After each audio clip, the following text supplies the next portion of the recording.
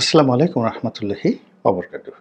সম্মানিত দর্শক, শেখ হাসিনাকে নিয়ে ভারত খেলছেন, বাংলাদেশের সঙ্গে খেলছে, আমেরিকার সঙ্গে খেলছে এবং পুরো এই অঞ্চলের যে ভৌগোলিক রাজনীতি, জিওপলিটিক্স, এই জিওপলিটিক্সকে একেবারে উল্টিয়ে পাল্টিয়ে তছনছ করে দিচ্ছে এবং শেখ হাসিনাকে অস্ত্র হিসেবে ব্যবহার করে আগামী দিনগুলোতে তারা যে মাস্টার প্ল্যান করে যাচ্ছে এবং সেই মাস্টার প্ল্যান বাস্তবায়নের জন্য আমেরিকাতে, ইউরোপে, দিল্লিতে, কলকাতাতে, আগরতলাতে এবং ঢাকাতে একাধিক পক্ষ এখানে কাজ করছে এবং আপনারা কি টের পাচ্ছেন যে বে অফ বেঙ্গল, আমাদের যে বে অফ বেঙ্গল, ক্রমশ এই মহান সম্পত্তিটি আল্লাহ কর্তৃক প্রদত্ত একটি নিয়ামত, এই বঙ্গোপসাগর আমাদের জন্য গলার কাটা হয়ে যাচ্ছে।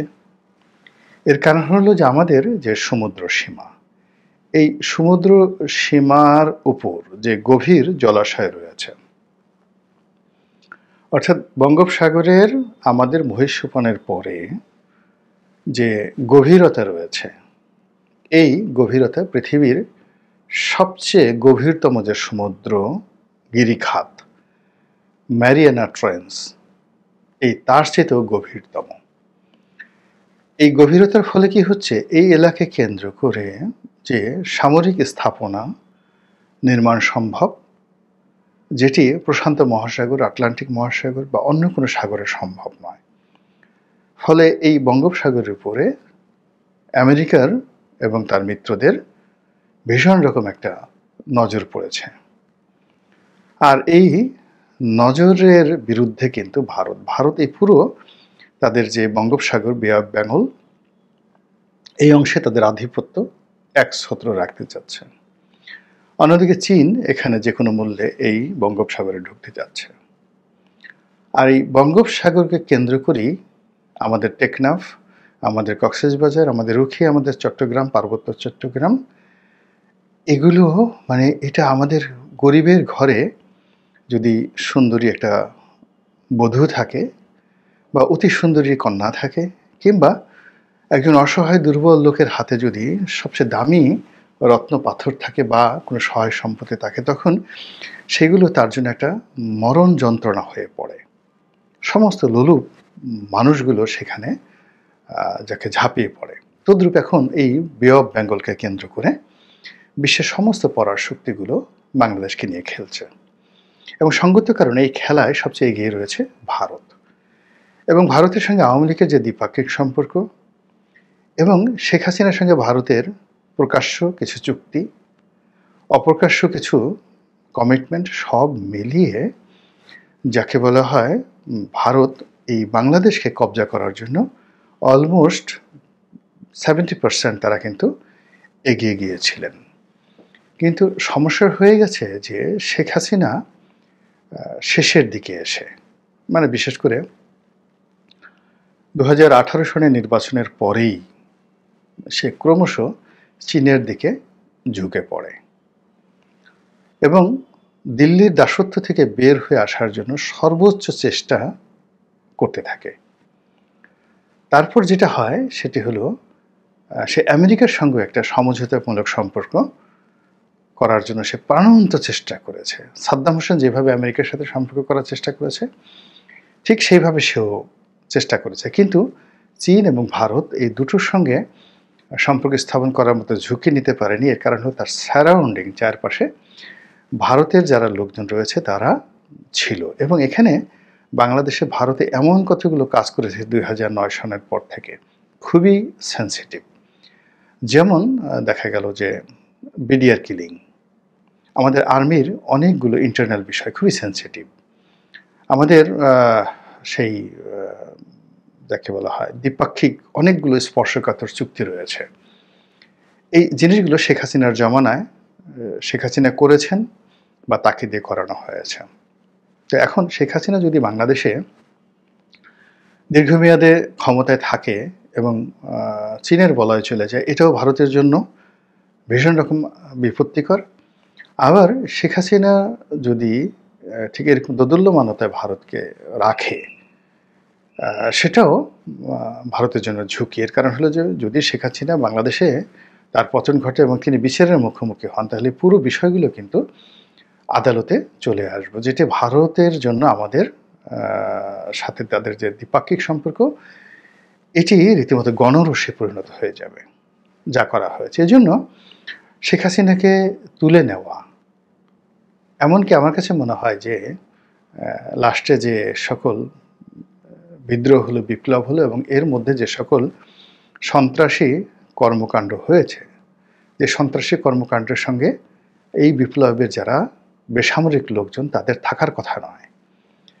অনেক গুলাগুলি, থানা পোড়ানো, তারপরে শেষে পুলিশ হত্যা, এরকম অনেক নৃশংস ঘটনাগুলো ঘটেছে যার সঙ্গে সরাসরি বিদেশিদের হাত ছিল। এটা একেবারে স্পষ্ট। এখন সেই হাতটা কি আমেরিকার FBI রয়, না কি দিল্লির, নাকি অন্য কারো, এগুলো ভবিষ্যতে আসবে। কিন্তু যে ঘটনাটা ঘটলো, যে আমার কাছে যেটা মনে হয়েছে যে আমি কথা আগেও বলেছি বহুবার, যে বঙ্গবন্ধু একটা সময় দিল্লির জন্য খুব অসহ্য হয়ে পড়েছিল।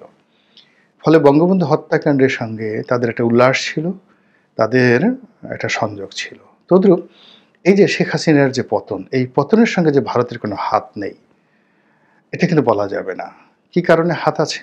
প্রথমত হলো তাকে বাগে নেওয়া, দ্বিতীয়ত হলো তার মাধ্যমে যে কর্মকাণ্ডগুলো করা হয়েছে সেই কর্মকাণ্ডগুলো যেন পাবলিকলি জনগণের কাছে চলে না আসে।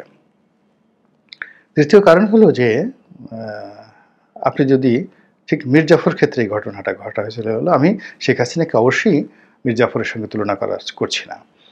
অর্থাৎ মীর জাফরকে ক্ষমতায় বসানো হলো, কিন্তু ক্ষমতায় বসে তিনি সেই ইংরেজদের কর্তৃত্ব অস্বীকার করে স্বাধীনভাবে চলার চেষ্টা করলেন।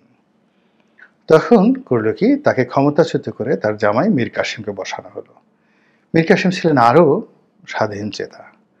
তখন সে বলল যে কি হলো, মানে আমরা তো আরো বিপদে পড়লাম। তখন মীর কাসিমের সঙ্গে তাদের যুদ্ধ করতে হলো, বক্সারের যুদ্ধ করতে হলো। তো এটা বক্সারের যুদ্ধ নয়, এটা অন্য একটা যুদ্ধ। যাই হোক, সেই মীর কাসিমের সঙ্গে যুদ্ধ করে মীর কাসিম পরাজিত হলেন, নিহত হলেন।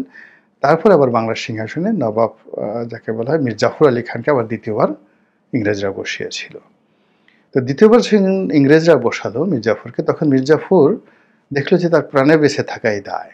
2 নম্বর হলো যে এখন ক্ষমতায় বসে তারা নবাব হওয়ার শখ নেই, বাকি জীবন ইংরেজরা যদি সব নিয়েও যায়, সে শুধু ভাতাভোগী থাকতে চায়। ঠিক সেইভাবে সে আবার দ্বিতীয়বার কিন্তু বাংলার সিংহাসনে বসেছিল এবং আমৃত্যু সে বাংলার সিংহাসনে ছিল।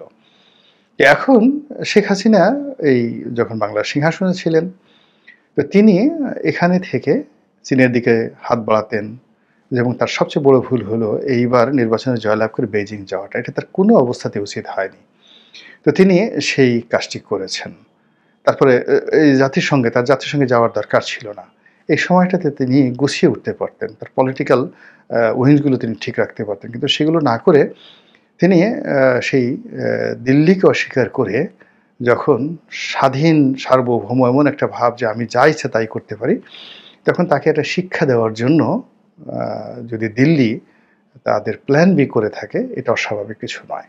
যাই হোক, এখন শেখ হাসিনা দিল্লির হেফাজতে আছেন। তো দিল্লি যদি তাকে আবার বাংলাদেশে ফেরত পাঠায়, এটি সেই মীর কাসিমের পরে ইংরেজরা রবার্ট ক্লাইভ যে কাজটি করেছিলেন মীর জাফর আলী খানকে নিয়ে, ঠিক একই ঘটনা ঘটবে।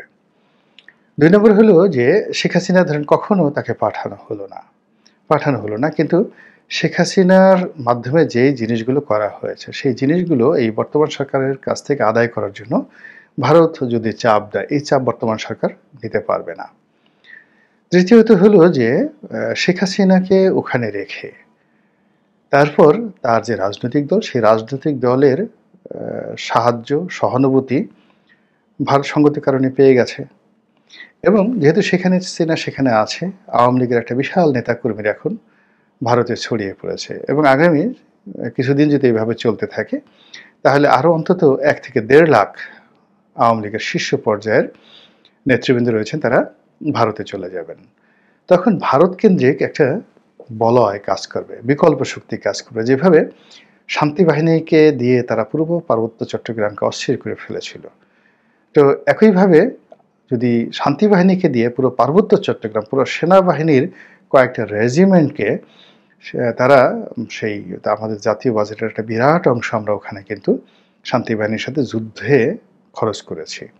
তো তারা যদি মাত্র হাজার খানেক শান্তি বাহিনীর সদস্যকে দিয়ে এই কাজ করতে পারে, তাহলে বাংলাদেশের কোটি কোটি আওয়ামী লীগের যারা নেতাকর্মী আছে তাদেরকে দিয়ে এই দিল্লি কি করতে পারে, এবং সেটাই কিন্তু তাদের প্ল্যান বি। এবং সেই প্ল্যান বি বাস্তবায়ন করার জন্য এখন দিল্লির যে মিডিয়াগুলো রয়েছে তারা কিন্তু প্রচার চালাচ্ছে। কি প্রচার চালাচ্ছে? একবার বলছে যে এই মুহূর্তে বাংলাদেশের সৈন্য সমাবেশ করা দরকার, বাংলাদেশ খুব বাড়াবাড়ি করছে। আর এক পক্ষ বলার চেষ্টা করছে বড় বড় মিলিটারি এক্সপার্ট ওখানে লেফটেন্যান্ট জেনারেল হয়েছেন, ফুল জেনারেল হয়েছেন, মেজর জেনারেল হয়েছেন, এবং গ্লোবাল পার্সপেক্টিভে তাদের যে সামরিক বিশ্লেষণ খুবই গুরুত্বপূর্ণ। তারা কাগজ কলম নিয়ে বসে একে ঝুঁকে দেখাতে চেষ্টা করছে যে এই মুহূর্তে মিলিটারি পয়েন্ট অফ ভিউ থেকে চট্টগ্রামকে আলাদা করে ভারতের অধিকারে নিয়ে যাওয়া, এটি যাকে বলা হয় ভারতের জন্য প্রথম অপশন। দ্বিতীয় অপশন হলো যে চট্টগ্রাম মায়ানমারের একটা কিছু অংশ, এগুলো নিয়ে যদি আলাদা একটা স্টেট করে দেওয়া হয় এবং তাদের সঙ্গে যদি একটা সেই যাকে বলা হয় করিডোর চুক্তি থাকে, সেই করিডোরের মাধ্যমে সেই তারা সেই তাদের পণ্য পরিবহন থেকে শুরু করার সব কিছু তারা করতে পারবে। তাহলে তারা দুটো অংশকে টার্গেট করেছে। একটা হলো শিলিগুড়ি করিডোর, আমাদের উত্তরবঙ্গ, উত্তরবঙ্গের আপনি দেখবেন যে একটা মাথা আছে ম্যাপে, সেই মাথার অংশটা তারা কেটে দিতে চাচ্ছে। আর চট্টগ্রাম এবং পার্বত্য চট্টগ্রাম যেখানে ওই যে ফেনী নদীর ওখানে এসে যেটা চিকেন নেক বলা হয় বাংলাদেশের পার্টে, ফেনী চিকেন নেক, এই অংশটাকে তারা কেটে দিতে চাচ্ছে। এটা নিয়ে ভীষণ রকম প্রচার এবং প্রোপাগান্ডা চলছে ভারতে, যার কিছু অংশ যে বাংলাদেশে যারা দেখেন, আমরা দেখার সাথে সাথে ঘুম হারাম হয়ে যায়। তো এই যে ভারত যে প্ল্যান বি শেখ হাসিনাকে হাতে রেখে আওয়ামী লীগকে নিয়ে বাংলাদেশকে নিয়ে যে করে যাচ্ছে অনবরত, তার বিরুদ্ধে আপনি, আমি, আমাদের সরকার, আমাদের জনগণ আমরা আসলে কি করছি? আমরা কি তসবি টিপছি, সুবহানাল্লাহ আলহামদুলিল্লাহ বলছি, সব কিছু আল্লাহর উপর ছেড়ে দিয়ে বসে আছি, নাকি আমরা মনে করছি যে না কিছুই হবে না, আবাবিল পাখি এসে আমাদেরকে রক্ষা করবে? রাজনীতির সবচেয়ে বড় নির্মমতা হলো যে এখানে পার্মানেন্ট বন্ধু বলে কেউ নেই, আর পার্মানেন্ট শত্রু বলে কেউ নেই। এখানে শুধুমাত্র পার্মানেন্ট যে জিনিসটি সেটা হলো স্বার্থ। ভারতের যা স্বার্থ আছে সেই স্বার্থ অনুযায়ী তারা কাজ করবে, তারা শত্রু মিত্র চিন্তা করবে না। ২ নম্বরে যে জিনিসটি হলো সেটি হলো প্রতি ৫০ বছর পর সেই মানচিত্র পরিবর্তন হয়, এরপর প্রতি ১০০ বছর পর সেই মানচিত্র থেকে শুরু করে আরো বড় ভৌগোলিক বিবর্তন ঘটে যায়। বোঝার চেষ্টা করুন, ১৯৭১ থেকে এ পর্যন্ত আমরা কিন্তু ৫০ বছর অতিক্রম করে ফেলেছি। So it's a huge burden, historical burden for us and for our nation. আমরা যদি বলেন যে তাহলে বলেন তো এই সময়ের মধ্যে ৭০ বছরে আমেরিকার কি ভৌগোলিক পরিবর্তন হয়েছে, ইংল্যান্ডের কি পরিবর্তন হয়েছে, ৫০ বছরে ইন্দোনেশিয়ার কি হয়েছে, গিয়ে দেখেন সব জায়গাতে হয়েছে। গত ৫০ বছরে মানে উইদিন 15 ইয়ার্সের মধ্যে আপনি ইংল্যান্ডে গিয়ে দেখেন সে আয়ারল্যান্ডে কি হয়েছে, ইউরোপে গিয়ে দেখেন সেই গত ৫০ বছরের মধ্যে কতবার কত মানচিত্র পরিবর্তন হয়ে গেছে। এই বাংলাদেশের মধ্যেই কিন্তু আমাদের বেশ কয়েকবার মানচিত্র পরিবর্তন হয়ে গেছে। স্বাধীনতার পরে এই ৩ বিঘা করিডোর নিয়ে কি হলো, কয়েকবার মানচিত্র কিন্তু পরিবর্তন হয়েছে।